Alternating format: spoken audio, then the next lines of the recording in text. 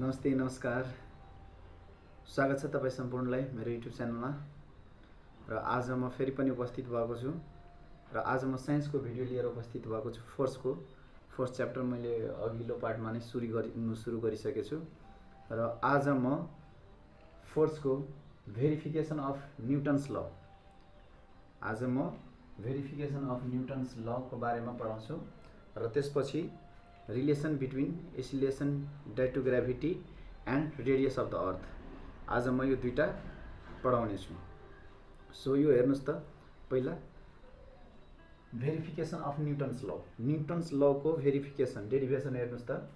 यहाँ के छ, consider the two bodies of the mass m1 and m2 with force acting between them towards their centre. यहाँ हेर्नुस् त, दुईवटा बडी छ है, m1 मास भएको र m2 मास भएको दुईवटा बडी छ अनि तिनीहरू सेन्टर बिचको कति छ, डिस्टेन्स कति छ, d छ। सेन्टर टु सेन्टर डिस्टेन्स कति छ, d छ। र m1 र m2 को बीचमा लाग्ने फोर्स कति छ, बल कति छ, f छ। f acting between them towards their centre to सेन्टरबाट लाग्ने फोर्स कति छ, f छ। अनि त्यसपछि if the distance between their centre is d, यहाँ हेर्नुस् त, सेन्टरदेखि सेन्टरसम्मको यदि दूरी डिस्टेन्स d भयो भने अब के हुन्छ हेर्नुस् त। अनि त्यसपछि according to Newton's law of gravitation, हामीले न्युटन्स ल अफ ग्राभिटेसन पढिसकेका छौँ। त्यसको नियम अनुसार के हुन्छ, के भनिएको छ भने मासको प्रोडक्टसँग फोर्स के हुन्छ, मासको प्रोडक्टसँग डाइरेक्टली प्रोपोर्सनल हुन्छ भने स्क्वायर अफ द डिस्टेन्सको स्क्वायरसँग के हुन्छ, वर्गसँग के हुन्छ, इन्भर्सली प्रोपोर्सनल हुन्छ। यहाँ हेर्नुस् त, we have f is directly proportional to the m1 into m2 and inverse, यहाँ इक्वेसन 1 मानिदिनुहोस् यसलाई, मैले यसलाई के भने equation 1 and inversely proportional to the square of the d को स्क्वायरसँग के हुन्छ, इन्भर्सली प्रोपोर्सनल हुन्छ। यसलाई इक्वेसन 2 माने मैले। भनेपछि डाइरेक्टली र इन्भर्सलीमा के फरक छ भने, जस्तै directly proportional to the product of mass भनेपछि मास बढ्यो भने फोर्स पनि बढ्छ, बल पनि बढ्छ। र मास यो दुईटैको प्रोडक्ट अफ मास घट्यो भने फोर्स पनि घट्छ। त्यस्तै यहाँ हेर्नुस् त, inversely proportional to the square of the डिस्टेन्सको स्क्वायर है, डिस्टेन्सको स्क्वायर यदि इन्क्रिज भयो भने फोर्स के हुन्छ, डिक्रिज हुन्छ। र यो डिक्रिज भयो भने फोर्स इन्क्रिज हुन्छ। भनेपछि एउटा घट्यो भने अर्को बढ्छ र अर्को बढ्यो भने फेरि एउटा के हुन्छ, घट्छ। अब यो दुईटै इक्वेसनलाई के गरिदिएँ मैले, कम्बाइन गरिदिएँ। कम्बाइनिङ इक्वेसन 1 एन्ड 2 दुईटैलाई कम्बाइन गरेपछि के हुन्छ त, f इक्वल टु, यहाँ f equal to gm1 m2 by d square. अनि मैले यहाँ हेर्नुस् त, डाइरेक्टली मैले यहाँ इक्वल टु लेखेको छु।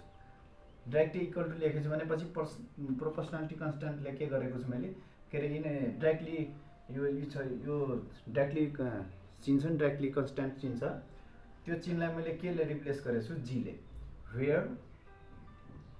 where g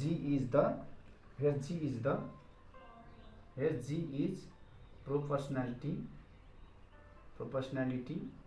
constant। g के हो, यहाँ प्रोपोर्शनालिटी कन्स्ट्यान्ट हो।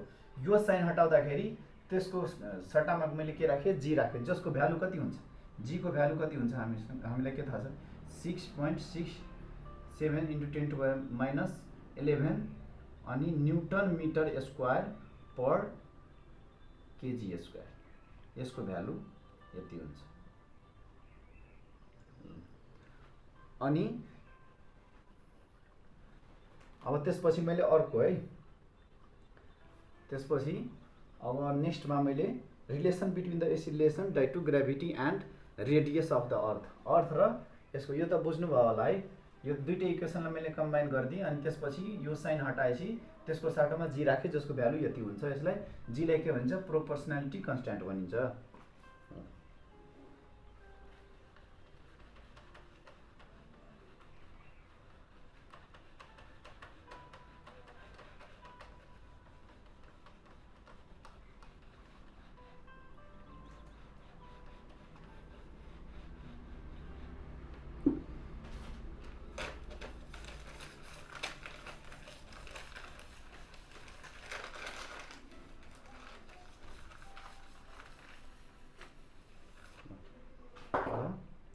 relation between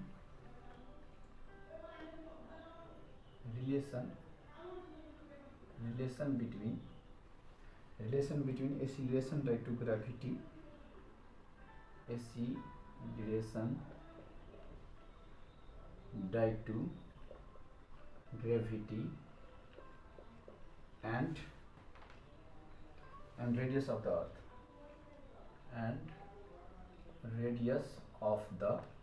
earth, अब यसको रिलेसन पढ्छ।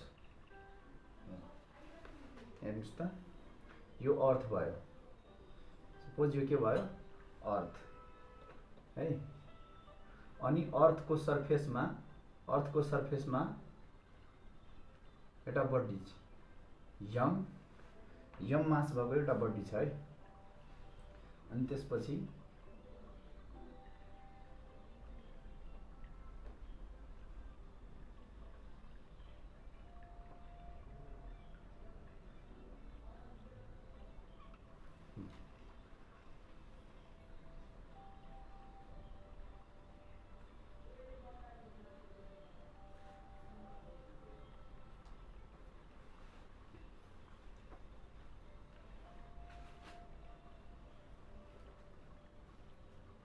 यो आर भयो, रेडियस भयो।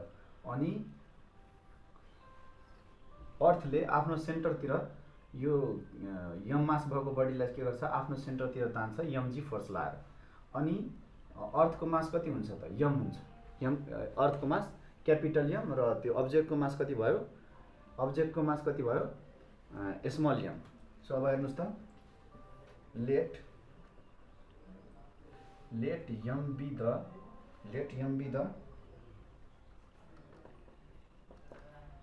mass, let m be the mass and r be the radius of the earth है। r के छ, radius of the earth, earth को के हो, कैपिटल r के हो radius, and m be the mass of the m be the mass of the body at the surface of the earth, at the surface of the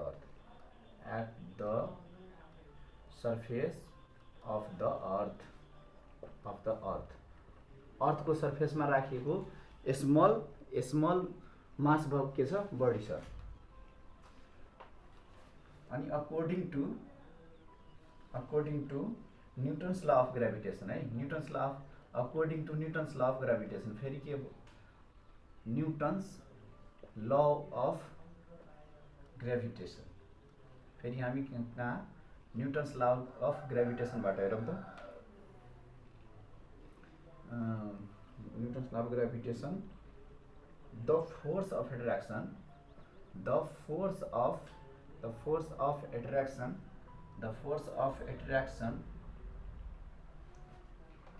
between them is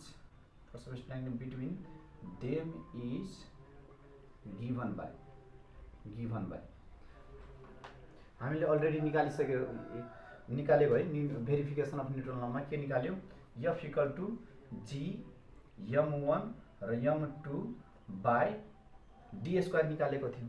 तर यहाँ हेर्नुस् त, यसलाई के गर्ने, m1 भनेको यहाँ क्यापिटल यम राखेँ मैले, क्यापिटल यम अर्थको, अनि m2 मा के राखेँ मैले, सर्फेसमा भएको बडीको मास। अनि त्यसपछि डी किनभने यहाँ हेर्नुस् त रेडियस छ, डी को साटो के छ, रेडियस, सो यहाँ आर स्क्वायर, डी को साटो के भयो, R square. Force equal to यति छ न्यूटन लॉ अफ ग्रेविटेशन अनुसार। अब यसलाई मैले समीकरण 1 सपोज गरेँ है, 1 माने समीकरण इक्वेसन 1। त्यसपछि as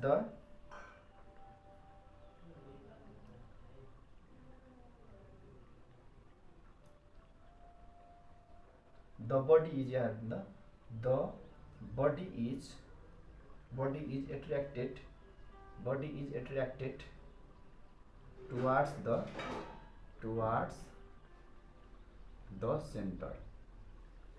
center of the earth को सेन्टर तिर बडी के भन्छ, एट्र्याक्ट भएको छ with a force F बराबर mg। हेर्नुस् त F बराबर mg फोर्सले के गरेछ सेन्टरतिर अर्थले तानिरहेको छ।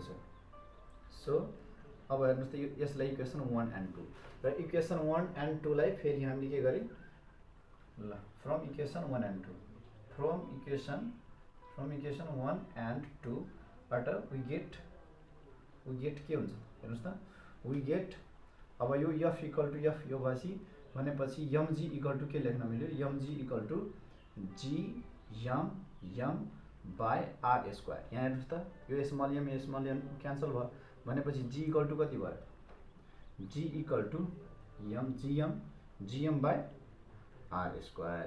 यही भयो relation between the acceleration due to gravity and radius of the earth. अब हेर्नुस् त यो g र m के हुन्छ कन्स्ट्यान्ट हुन्छ।